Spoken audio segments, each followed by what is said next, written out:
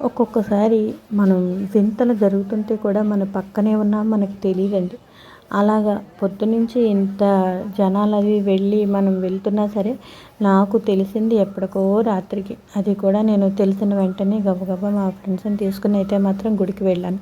ఇంతకీ ఏమిటి అంటే, మా రాజమండ్రిలో మూలగొయ్య రామాలయంలో జరిగిన ఒక దృశ్యం అన్నమాట ఇది. అయితే రా గుడిలోను మొన్న శ్రీరామనవమి అయిన తర్వాత మూడో రోజున కళ్యాణం పుష్పయాగం చేశారటండి గురువారం నాడు.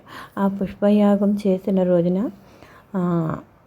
ప్రతిరోజులాగా ఎప్పుడు ప్రతి సంవత్సరం పంతులు గారు ఏం చేస్తారట, పాలు పళ్ళు అవి పెట్టేసి పుష్పయాగం అయిపోయిన తర్వాత తలుపులు అవి వేసి వచ్చేస్తారట. అప్పుడు పాలు కొంచెం తగ్గుతాయటండి. సరే అలాగే అని అనుకున్నారు. తీరా చూస్తే వాళ్ళు మొన్న అలా కాకుండా పల్లెటూరులో ఎలా చేస్తారో అలా చేశారటండి. అంటే పుష్పయాగం టైంలో బియ్యం పిండి అవన్నీ వేసి పాలు పళ్ళు డింకు ఇవన్నీ పెట్టారటండి. పెట్టిన తర్వాత ఆయన తలుపు వేసేసి వచ్చేసిన తర్వాత మర్నాడు పొద్దున్న శుక్రవారం చూసేసరికి అక్కడ స్వామివారి అయ్యవారి పాదాలు అమ్మవారి పాదాలు ఇద్దరివి ఒక పాదం కింద ఇంకొక పాదం ఉన్నదటండి.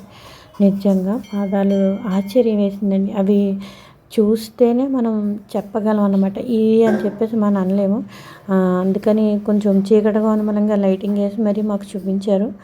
అది అంతలా విచిత్రం అయితే మాత్రం జరిగింది. ఇంకోటి ఏంటంటే, అప్పుడు పవళింపు సేవ టైంలోనూ అయ్యవారిని వెల్లకిత్తలా పడుకోబెట్టి అమ్మవారిని పక్కకు తిప్పి పడుకోబెడతారట.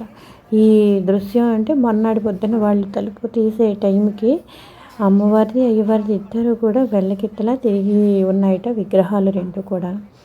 నిజంగా ఒక అద్భుతమేనండి. మనం ఎక్కడెక్కడో ఏవేవో దూరంగా జరుగుతున్నాయని అనుకుంటాం, కానీ మన పక్కన జరుగుతున్న ఈ సంఘటన చూడడానికి కూడా నాకు ఒక టైం అయితే తీసుకుంది.